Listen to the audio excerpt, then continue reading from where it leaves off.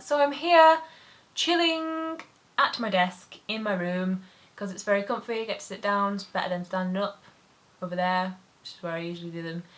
But I'm here, and today I'm going to be talking a little bit about the apps that I use regularly to help me cope with my anxiety. I've spoken about it many times before. I've done blog posts about it. I think I've done a video on this channel which I will link down below. Basically just talking a bit about my anxiety, how it affects me and how I sort of deal with it. But this isn't a video all about me. This is a video of giving you guys tools if you do suffer with anxiety that you guys can use to help you a little bit, because sometimes it can be very overwhelming and you feel like there's absolutely nothing you can do to cope. But these guys definitely help a lot. So the first app I have is actually one that my mental health advisor, mental health support woman, I don't know what her name was. She wasn't a psychiatrist, she was just a lady who was there, was helping. But she recommended this to me. It was one of the apps that she gave me in like a list of things that I could use and check out. And this one is called SAM. It's by the University of West England, or University of Bristol, I think it's in Bristol. But you can access it even if you don't go to the University of West England, it's fine. But it has loads and loads of different tools that you can use. You can go on and it says working with SAM. And it basically, that just tells you sort of how each section works. Next one is Help for Anxiety, and it's like a little life ring thing. Help for Anxiety now, and then it gives you lots of like mantras that you can say to yourself to try and help. It gives you like calm breathing, picture piece, so it gives you a picture that you focus on and then see if that calms you down. Self-help with Sam. This one is my favourite one because you have lots of like different methods of dealing with the anxiety. So you have information about anxiety, because that really helps if you have like all the information of why things are happening and things like that. Thinking and anxiety, so what thoughts are triggering your anxiety. Relaxation, physical, so that's sort of like focusing on different parts of your body to try and calm yourself down and ease any tension that you have in your body. Relaxation mental, so that's like meditation stuff. Health and anxiety, so that is basically just sort of what anxiety does to you and how you can prevent that.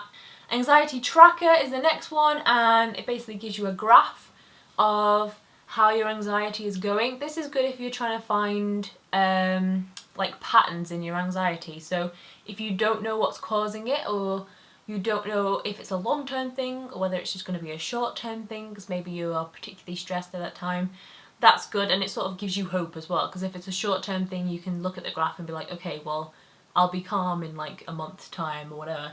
So the next one I use, and this probably is the one I use the most, and this one I've talked about before, and it is called Calm, and Tanya Burr here on YouTube also spoke about it in her anxiety video, and I absolutely love it. Oh, you can hear it.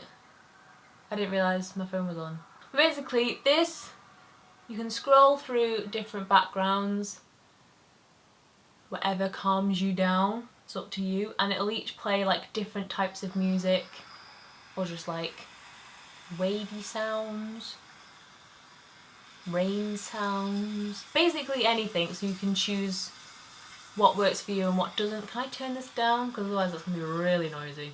But you can also use the programs as well, which you have to pay for, but I decided that it was definitely worth me getting it, just because there's a lot on here that I really wanted to sort of explore and see if they actually helped.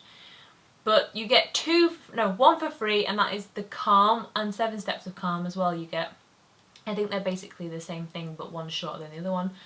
But you also have anxiety release, compassion, you can have meditation for confidence, meditation for creativity, energy, focus, forgiveness, gratitude, inner peace, inner strength, motivation, positivity, self-acceptance, and sleep as well. So if you have trouble sleeping, that's always a good one to have. But I really love this. You can set a timer, so you can actually set how long you would like to meditate for. You don't have to look at the screen. I usually just pop my earphones in and away I go. but you can also put it in sleep mode, so if you want to fall asleep meditating, then you can do that.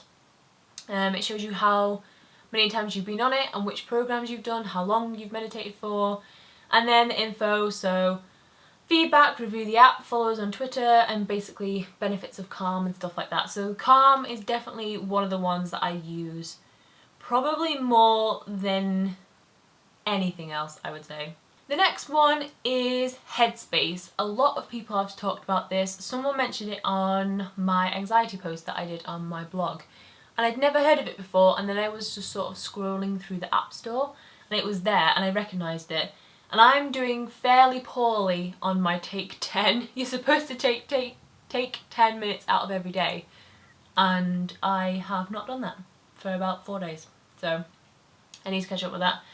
But this is basically a meditation app as well, but it gives you like animations and stuff about how the app works. You've got getting started, expectation, effort, blue sky, mind. So there's lots of cool little things on there. So this one basically focuses on mindfulness and meditation. Mindfulness is basically just making sure that you're present and just paying attention to what's actually happening in your head instead of being so busy that you just don't think about anything and it's like in your brain and you just don't know how to handle everything. So this is really, really good. Definitely a good tool to use if you want to incorporate mindfulness into your everyday life, which is always very important. So if you have any other questions about anxiety in general, my anxiety, or the apps, if you want to know more about the apps, just post them down below and I will get back to you. Or you can check out my last anxiety video if you're interested in how mine affects me, and that will be linked in the description below as well. So I will leave that all for now and I will see you another day. Good